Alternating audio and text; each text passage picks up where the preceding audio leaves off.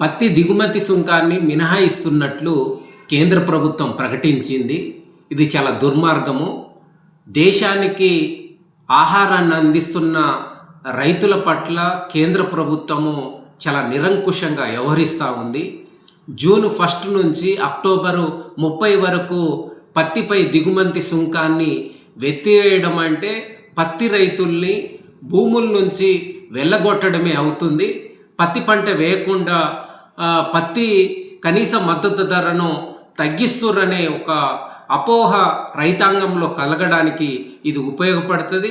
అందుకనే కేంద్ర ప్రభుత్వము పత్తిని విదేశాల నుంచి దిగుమతి చేసుకోవడం కోసము ఈ సుంకాల ఎత్తివేత అనేది ఉపయోగపడుతుంది. అందుకనే కేంద్ర ప్రభుత్వం చాలా దుర్మార్గంగా తీసుకున్న ఈ నిర్ణయాన్ని వెంటనే వెనక్కి తీసుకోవాలని, దిగుమతి సుంకాన్ని 11% ఏదైతే ఉందో దాన్ని కొనసాగించాలని మేము తెలంగాణ రైతు సంఘంగా డిమాండ్ చేస్తున్నాం.